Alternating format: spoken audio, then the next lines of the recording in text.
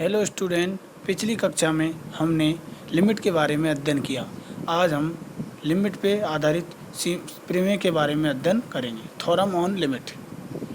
यदि limit z tends to z0 fz बराबर a तथा limit z tends to z0 gz बराबर b माने तो पहली थ्योरम है limit z tends to z0 fz plus gz बराबर limit z tends to z0 fz plus limit z tends to z0 gz। Second theorem है limit z tends to z0 fz minus gz बराबर limit z tends to z0 fz minus limit z tends to z0 gz। इसी प्रकार से तीसरी theorem है गुणा के लिए limit z tends to z0 fz into gz बराबर अलग अलग से लिमिट लोगे फंक्शंस की limit z tends to z0 fz into limit z tends to z0 gz बराबर a into b।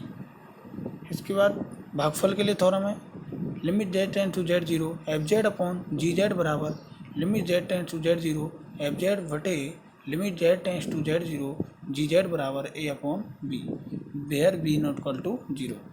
E theorem है limit z tends to z0 fz का conjugate बराबर a का कॉन्जुगेट। इसके बाद आता है संतत्व कॉन्टिन्यूटी, संतत्वता या सांतत्यता बोल दो। अवकलन गणित के अंदर संतत्यता की जो परिभाषा है वो कॉम्प्लेक्स के अंदर जो परिभाषा है उससे थोड़ी भिन्न है।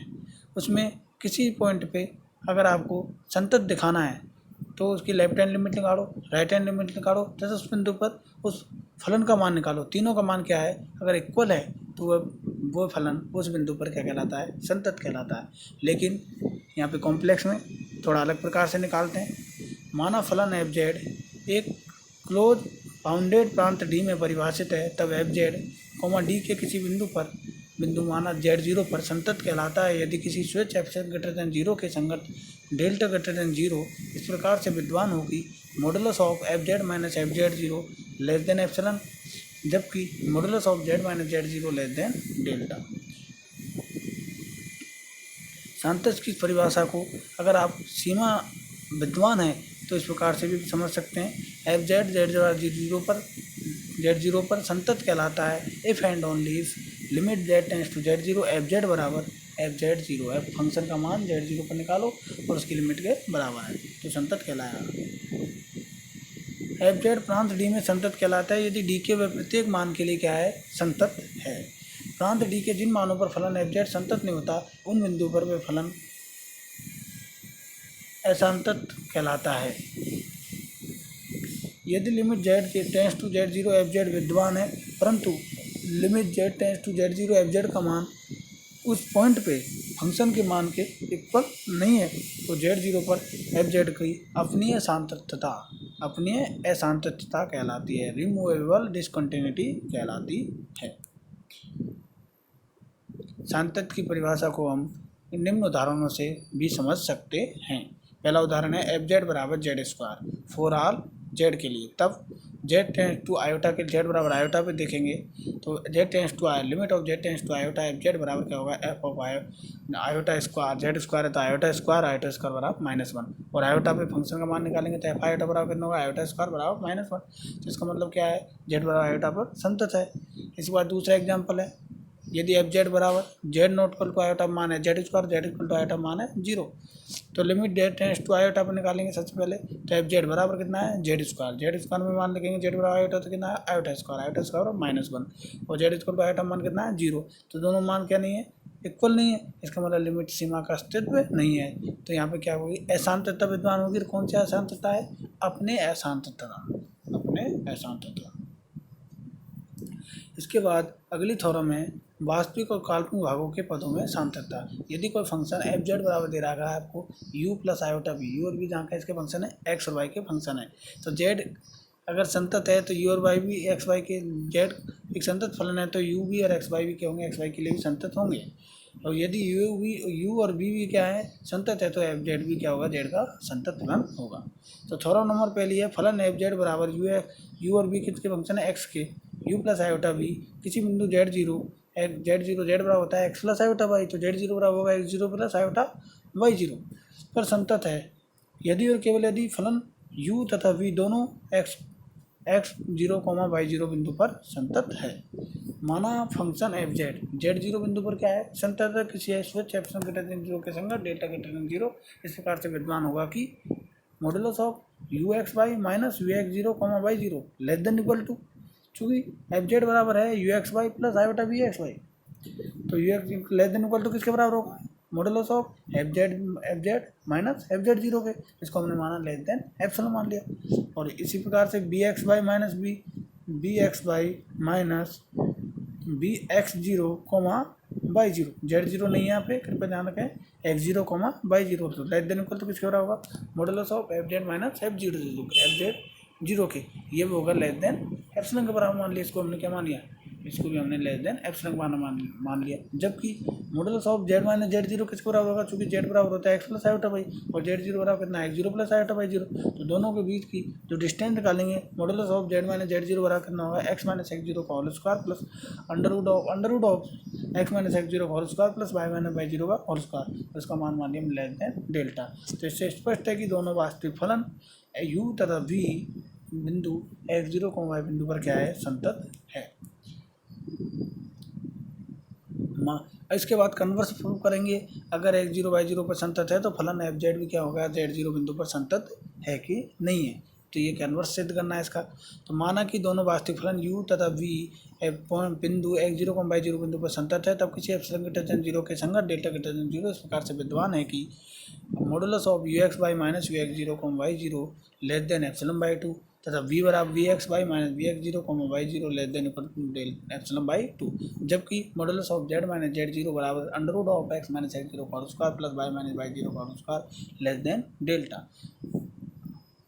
अब modulus of f z minus f z zero less than epsilon आ जाएगा, तो कह देंगे कि एफ जेड जीरो पर क्या है संतत है। तो modulus of f z minus f z zero बराबर, चूँकि एफ जेड का मान होता है यू प्लस आयोटा वी, और यू भी किसके फंक्शन है एक्स वाई के फंक्शन है, तो यू प्लस आयोटा वी मान लिख दिया, और एफ जेड जीरो का मान कितना होगा यू एक्स की जगह एक्स जीरो वाई जीरो लिख देंगे, तो यू एक्स जीरो। इसके बाद यू वाले टर्म को एक साथ लिख देंगे और वी वाले टर्म को एक साथ लिख देंगे। इसके बाद इसमें ट्राइंगल इनइक्वलिटी लगा देंगे, तो हम जानते हैं ट्राइंगल इनइक्वलिटी क्या होती है, modulus of x plus y less than equal to mod of x plus mod of y, तो लेस देन इक्वल टू का साइन आ गया और ट्राइंगल इनइक्वलिटी लगा दी इसमें। चूँकि इसका मान है एप्सिलॉन बाई टू, इसका मान है एप्सिलॉन बाई टू, दोनों मान रख दिए, एप्सिलॉन बाई टू जुड़ के क्या हो जाएगा एप्सिलॉन, तो जबकि Z modulus of z minus z zero less than delta, इस सतह फलन एफ जेड जीरो बिंदु पर क्या है संतत है।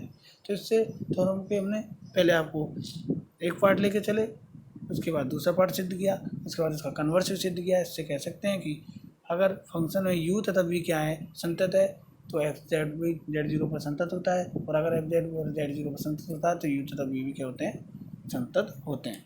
इसके बाद अगली थोड़ा में अपनी किसी प्रांत डी में परिभाषित फलन एफ जेड डी के किसी बिंदु जेड जीरो पर संतत है यदि और केवल यदि डी में कोई अनुक्रम z n comma z zero का विसरत होता है, तो संगत अनुक्रम f z n f z zero का विसरत होता है।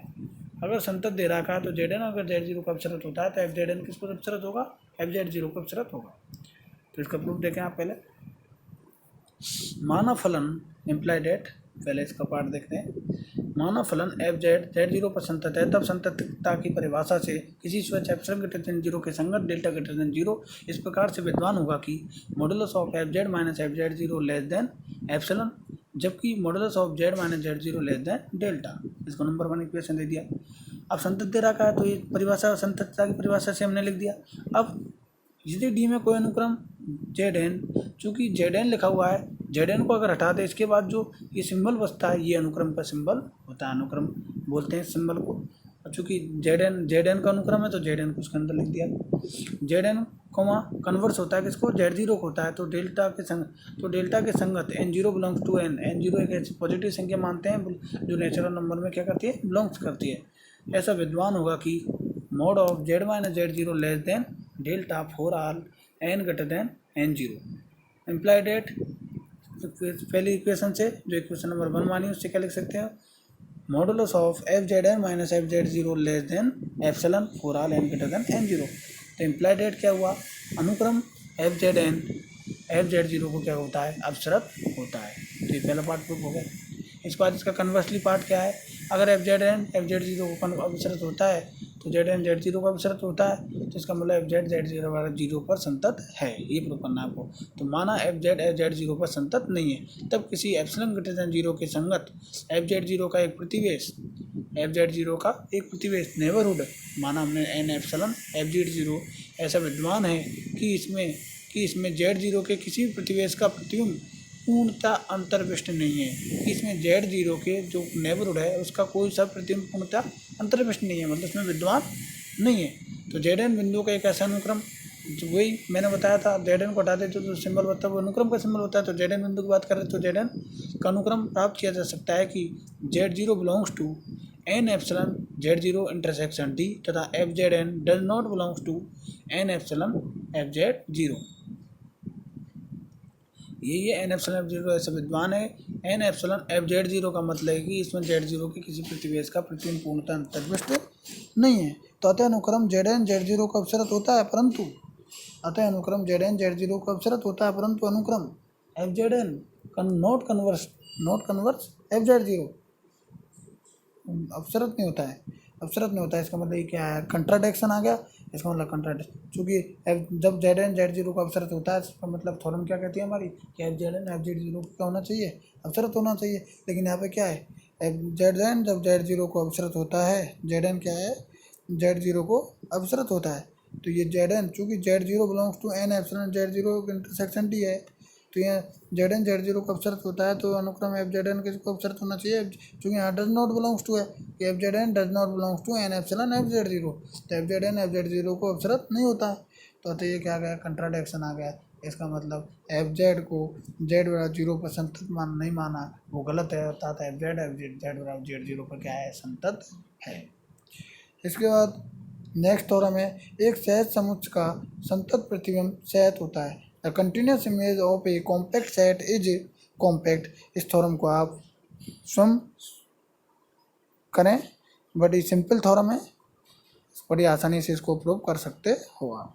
जैसे सेकंड थ्योरम प्रूव किए, सेम एज इट इज वैसी है। इसके बाद अगला टॉपिक है एक समान सातत्यता, यूनिफॉर्म कंटिन्यूटी।